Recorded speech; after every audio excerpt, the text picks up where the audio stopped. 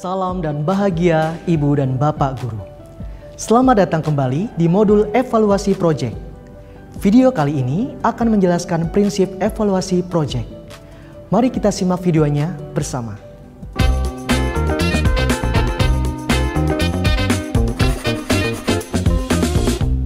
Ibu dan Bapak Guru, setelah proyek sudah direncanakan, kemudian proyek juga sudah berjalan, apa ya yang perlu kita lakukan? Hal yang selanjutnya dilakukan adalah melakukan refleksi dan mendapatkan umpan balik dari semua orang yang terlibat. Pada pembelajaran berbasis proyek, guru dan murid perlu untuk melakukan evaluasi dan refleksi terhadap aktivitas dan hasil yang sudah dijalankan. Jika memungkinkan, orang tua dan mitra dapat dilibatkan untuk melakukan evaluasi dan refleksi tersebut. Ibu dan Bapak Guru, mengapa kita perlu melakukan evaluasi implementasi proyek? Berikut ini beberapa alasan pentingnya evaluasi dalam proyek baik bagi guru maupun murid. Bagi guru sebagai fasilitator proyek, evaluasi dan refleksi ini perlu kita lakukan agar dapat mengupayakan usaha terbaik untuk murid-murid. Guru juga dapat mengetahui apakah proyek yang berjalan benar-benar mencapai tujuan atau tidak, dan bagaimana pembelajaran yang telah berlangsung, serta guru dapat melakukan perbaikan-perbaikan yang diperlukan untuk aktivitas atau proyek selanjutnya. Gunakanlah pola pikir berkembang, growth mindset, sebagai landasan kita dalam mengevaluasi proyek murid.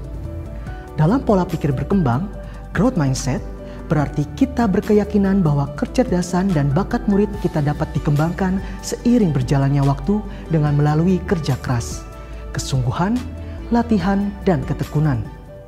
Ibu dan Bapak Guru diharapkan menghindari pola pikir tetap, fixed mindset, saat menyusun evaluasi proyek, di mana kita berkeyakinan bahwa kecerdasan dan bakat murid kita itu bersifat tetap dan tidak dapat berubah. Dengan Ibu dan Bapak Guru menerapkan pola pikir berkembang, growth mindset, dalam evaluasi, murid akan terfasilitasi untuk dapat merefleksi dan berkembang dalam pembelajarannya. Selain itu, guru juga memiliki kesempatan yang sama untuk terus belajar dan bertumbuh dengan pengembangan diri yang dilakukan oleh guru melalui evaluasi implementasi proyek tersebut. Hal yang sama berlaku untuk murid-murid. Mereka juga butuh waktu untuk melakukan evaluasi dan refleksi. Murid-murid dapat meninjau kembali setiap tujuan pembelajaran dan melihat apakah mereka merasa memenuhi atau melampaui kriteria atau bahkan sebaliknya. Selain itu, evaluasi dan refleksi ini juga membantu siswa berpikir tentang apa yang telah berhasil dan apa yang tidak selama proses pembelajaran proyek sehingga mereka dapat mencapai hasil yang lebih baik.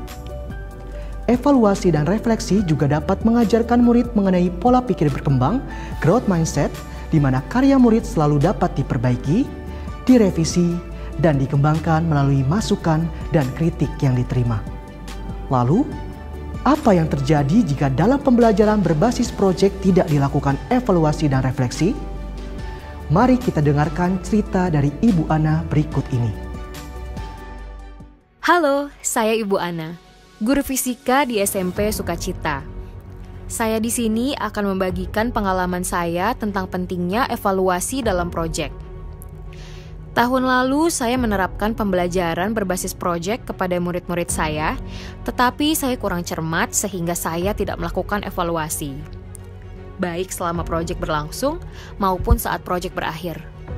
Topik yang diangkat dalam proyek adalah merancang alat transportasi di masa depan.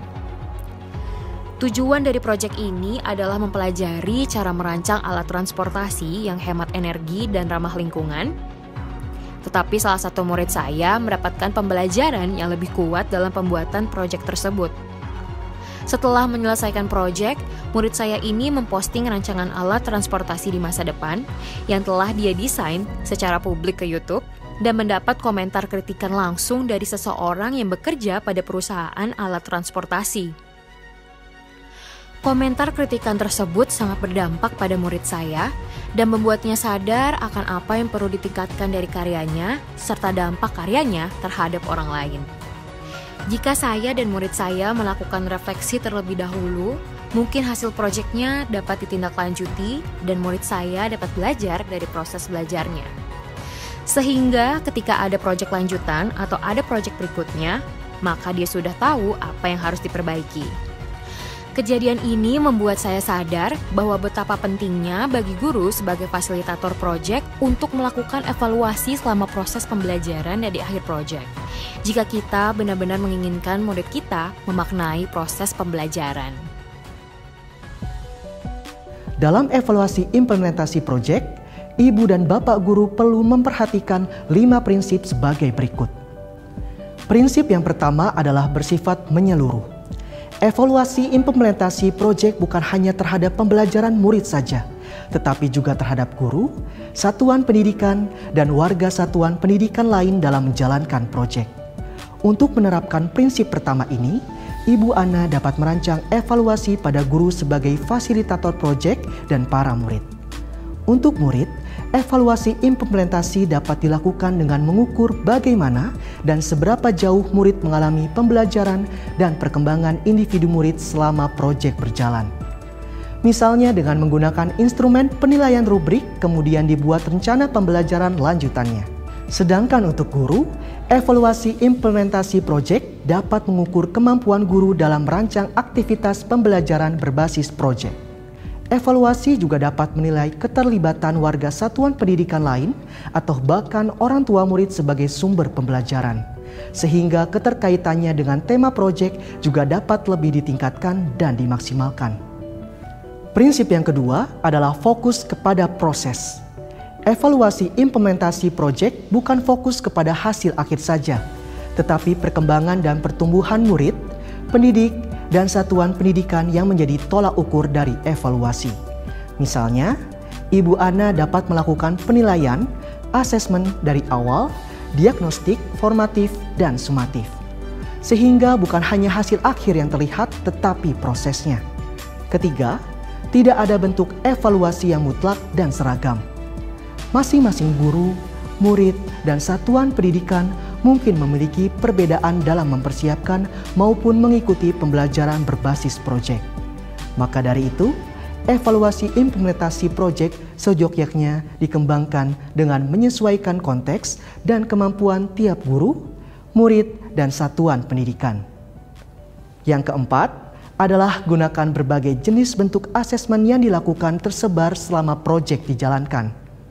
Jenis asesmen yang dapat dipakai antara lain menyajikan informasi, membuat produk, melakukan sesuatu dengan beragam instrumen asesmen seperti soal tertulis, kuis, pemahaman, jurnal, lembar checklist, observasi, rubrik, portofolio, kinerja atau keterampilan. Asesmen diagnostik di awal proyek dapat membantu Ibu Ana mengukur pengetahuan awal murid-muridnya seperti menilai luasnya pengetahuan dan keterampilan murid yang ada, membantu memandu proses proyek, dan menunjukkan kedalaman pengetahuan mereka. Untuk asesmen diagnostik ini, Ibu Ana ingin menggunakan rubrik sebagai instrumen penilaiannya. Saat proyek berjalan, Ibu Ana mengaplikasikan asesmen formatif dengan menggunakan instrumen asesmen jurnal pengamatan dan refleksi murid. Hal ini sebagai sarana umpan balik bagi Ibu Ana dan murid-muridnya mengenai proses pembelajaran proyek dengan topik merancang alat transportasi di masa depan yang tengah berlangsung. Mari kita lihat jurnal pengamatan guru dan lembar refleksi murid berikut ini.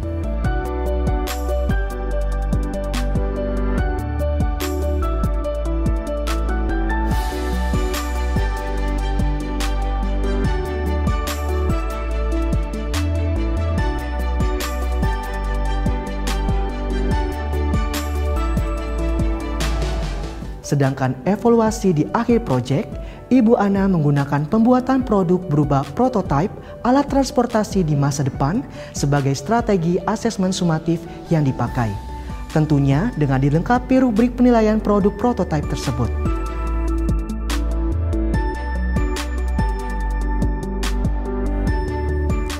Kelima, melibatkan murid dalam evaluasi. Dalam melakukan evaluasi proyek, keterlibatan murid merupakan sesuatu yang penting agar evaluasi lebih menyeluruh. Selain itu, murid akan turut merasa memiliki dan terhubung dengan proyek jika murid diberi ruang untuk terlibat. Ibu dan Bapak guru, itu tadi semua pembahasan mengenai prinsip evaluasi implementasi proyek.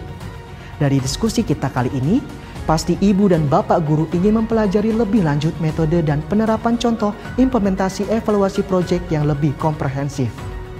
Eits, Ibu dan Bapak Guru tidak perlu khawatir ya. Metode dan penerapan contoh implementasi evaluasi proyek yang lebih lengkap akan kita diskusikan bersama pada video selanjutnya ya. Selamat berprojek, salam dan bahagia.